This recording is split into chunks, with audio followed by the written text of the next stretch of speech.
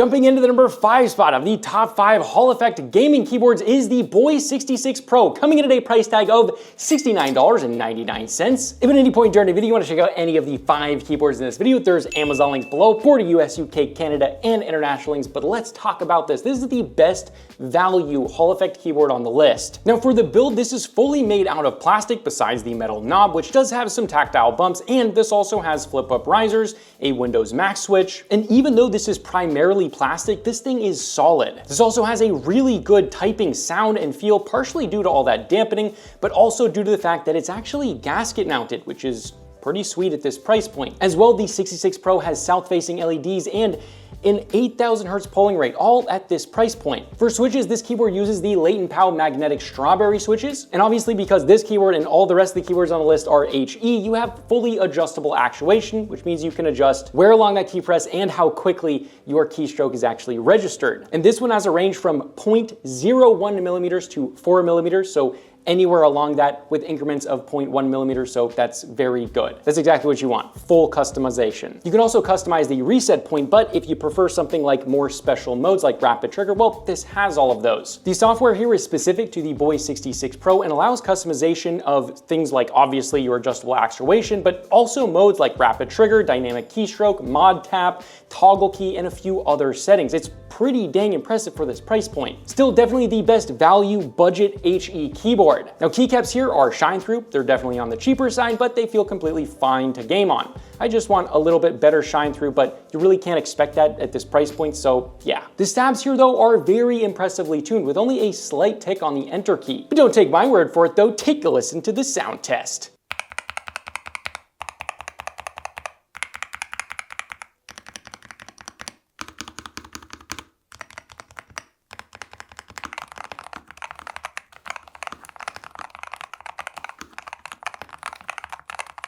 And that is how it sounds. For connectivity, this uses a detachable USB Type-C, and for RGB, it isn't super bright and vibrant like others on the list, but it is still perky RGB lighting, and you do have some customization. But with that, let's move on to the number 4 spot, which is the DrunkDeer A75, coming in at a price tag of $129.99. You can also get this slightly cheaper if you want to get it without keycaps, which is kind of nice if you don't even want those keycaps and you have your own. Now the form factor here is a 75% form factor with a 2-piece plastic case, very sturdy build with almost no flex. The metal knob also feels really solid with no wobble, and it has some nice tactile bumps. Now moving inside the case, this has a nice thick metal plate, EVA foam between the plate and the PCB, and then another layer of foam inside the case. This gives it a really nice sound, and overall, it's very enjoyable to type on, not just game on, but also a keyboard that I would definitely recommend for modders. For switches, these are DrunkDeer's own magnetic linear switch. For adjustable actuation, you can set them from 0.2 millimeters to 3.8 millimeters, so not fully all the way up or down, but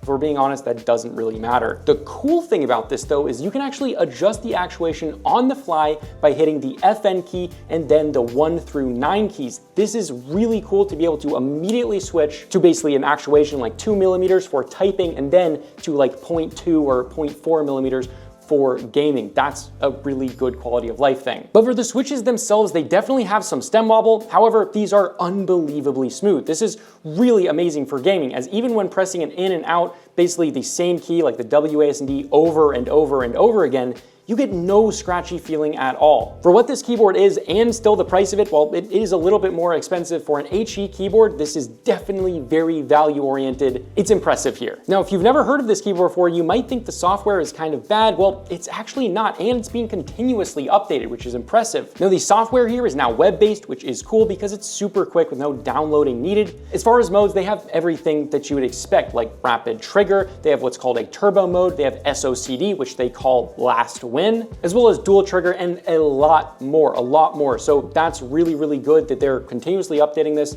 and it's getting better. Now, as for keycaps, if you go with the variant with keycaps, they are shine through, they're ABS keycaps, and they have almost no texture to them. The stabilizers are plate mounted and greased from the factory, and overall they are well tuned with maybe a slight tick on the enter key and backspace, but my spacebar was solid, and that's typically the hardest thing to get right, so that's good. But don't take my word for it though, take a listen to the sound test.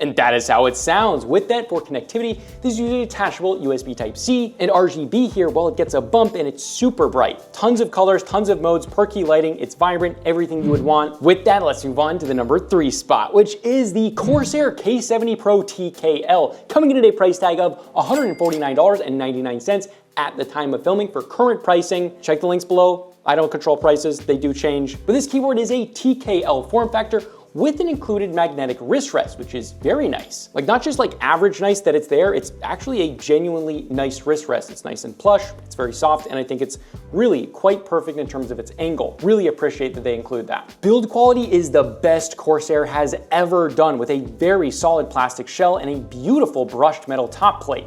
The dampening here is also the best they've ever done, with multiple layers resembling mechanical keyboards, like custom mechanical keyboards, rather than any of the other gaming brands like Razer or HyperX. I mean, this is definitely on another level for a typical gaming brand. Really impressive what Corsair did. With all the layers of dampening, the sound profile isn't just muted and boring though, it's actually still quite unique, and it sounds great to type on. That's something that I appreciate. They don't just like kill the sound here, it still has a nice profile. Switches here are the Corsair MGX Hyperdrive switches, which are extremely smooth. I really do like these switches a lot. Actuation is adjustable from 0.1 millimeters to 4 millimeters in increments of 0.1 millimeters. Now, the software here, it is Corsair's IQ software, and the good thing is it visually looks great, and there's tons of modes, things you can do.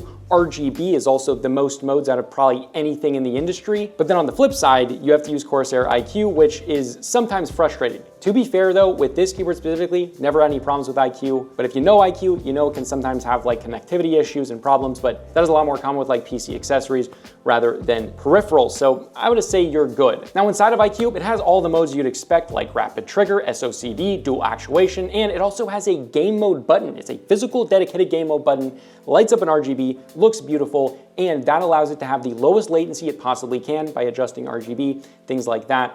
That's kind of a cool thing to have. Also, 8,000 Hz polling rate, obviously, cool to have. For keycaps, these are shine through here, and they're thicker than your average shine through keycaps with a texture to them. Stabilizers here feel great. However, they do have a tick on the spacebar and a few of the other keys. The feeling though, great for gaming, especially if you have headphones on, but they could be tuned just a little bit better. That being said, it's also super easy to just kind of stick some grease in there and fix that problem. But don't take my word for it though, take a listen to the sound test.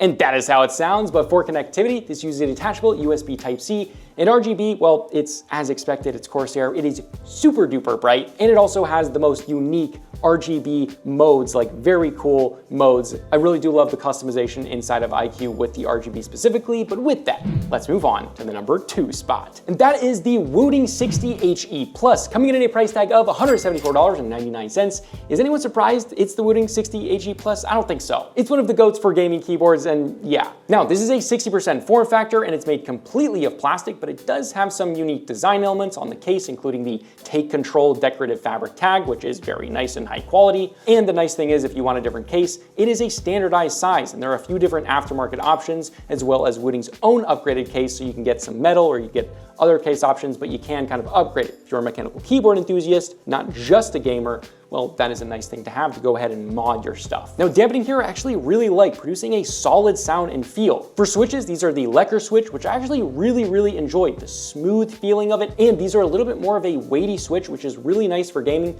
because if you want accuracy and you mix like a really quick actuation point with that, obviously it's adjustable, that weight really does help with precision in game. I really do think that just how they did the switches here was very purpose-built for gaming. Every decision they made was just so detail-oriented, and you can tell they put a lot of effort and thought into just even the switch weight. Obviously, this is adjustable from 0.1 millimeters to 4 millimeters in 0.1 millimeter increments. For software, it is called Wootility, and you can either use it web-based, so no downloading, or you can download it yourself.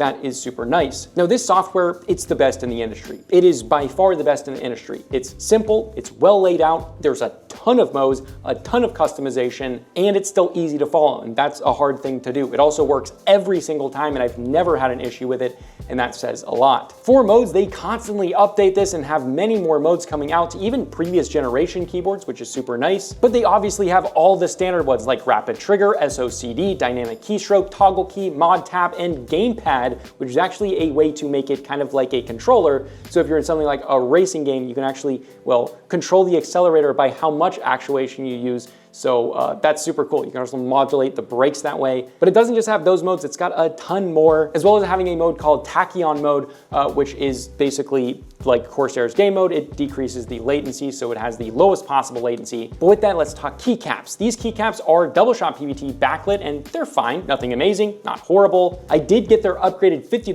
keycaps that have that cool like orange look on it, you can see in the B-roll. And besides how they look, they're not really $50 quality. My spacebar was slightly warped, which is for $50, that's kind of unacceptable. However, they do look really, really good, and that's the reason I got them. The stabilizers here are solid, they feel great, and were very well tuned out of the box. This only has a super minor tick on the spacebar, but don't take my word for it though, take a listen to the sound test.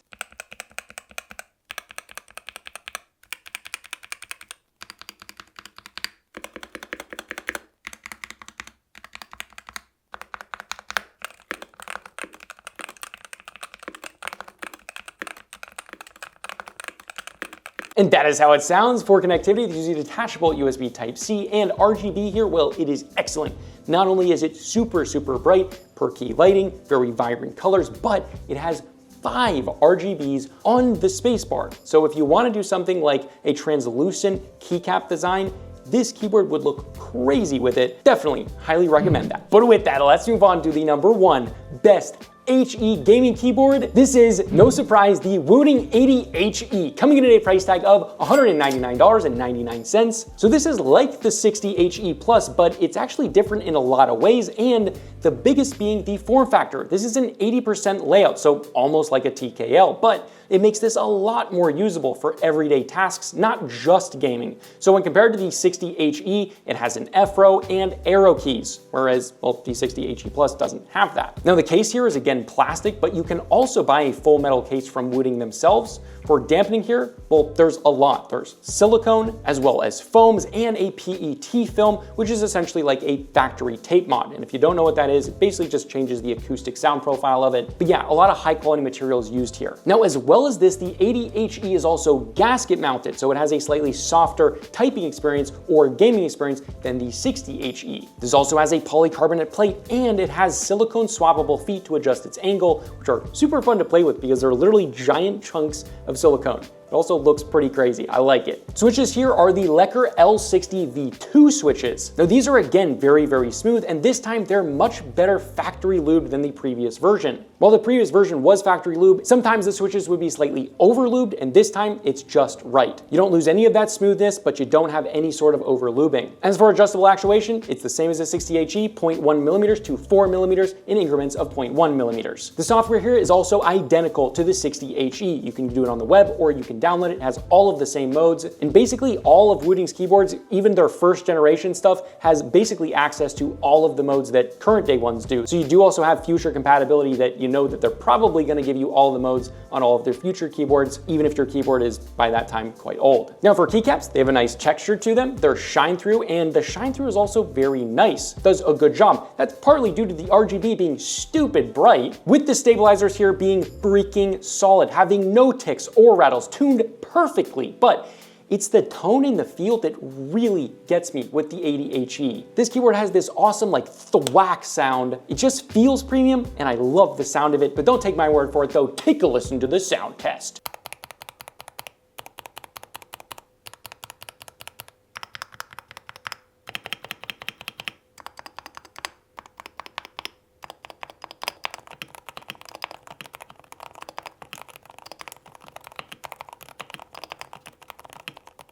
And that is how it sounds before connectivity. This is wired with an attachable USB Type-C, and again, the RGB here, it is absolutely crazy, but slightly better than the 60HE because it has a light bar, which also adds to it, makes it look great. Absolutely insane gaming keyboard. But again, if you want to check out any of the 5 gaming keyboards in this video, there's Amazon links below for the US, UK, Canada, and international links. I hope you guys enjoyed the video. This is a consumer tech review, and I'll see you guys in the next video.